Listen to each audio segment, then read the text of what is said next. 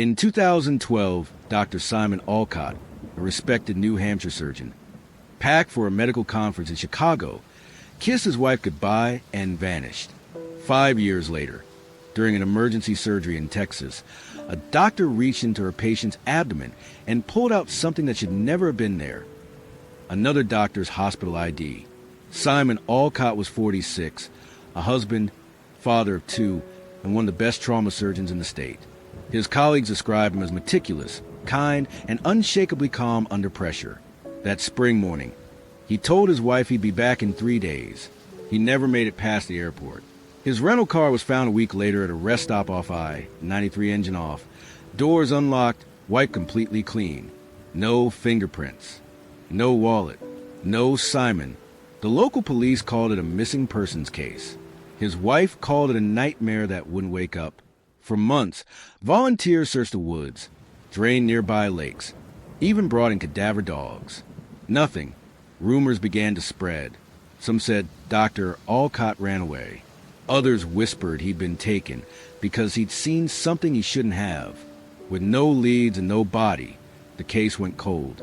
The only trace was an unanswered voicemail his wife received the night he disappeared. 5 seconds of static, and what sounded like a heartbeat monitor in the background. October 2017, San Antonio Medical Center. Dr. Elena Garza, head of trauma surgery, was racing against time to save a young man found unconscious near the Mexican border. His name was Victor Ramos, 23 years old, septic, and dying. Inside the operating room, tension was a living thing, vitals dropping. Her anesthesiologist warned. Garza pressed her scalpel deeper into inflamed tissue. Then the blade hit something hard. "Forceps," she ordered. She pulled, slow and steady, until a small laminated card emerged soaked in blood, edges frayed but legible. The room went silent. It read, Dr. Simon Alcott, St. Mary's Hospital, NH. At first, the team thought it was a cruel coincidence, maybe surgical waste, maybe an error. But forensic analysis proved otherwise.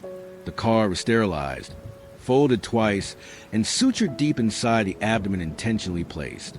Not a mistake. A message. The question was simple, yet terrifying. Who was sending it, and why now? Detectives traced Victor Ramos's background, a construction worker with no criminal record. But he'd recently undergone an unregistered surgery at a border clinic, known for cash-only procedures. That clinic, they discovered, had no official address, just a phone number routed through 3 different countries. When they subpoenaed the payment logs, one name appeared repeatedly, Dr. S.A. Could Dr. Alcott still be alive? Before he disappeared, Simon Alcott had been under pressure. Hospital administrators were investigating missing surgical narcotics, drugs that had vanished from his department's inventory. Colleagues later admitted he'd become distant, paranoid even. One nurse recalled seeing him argue with a man in the parking lot days before he left.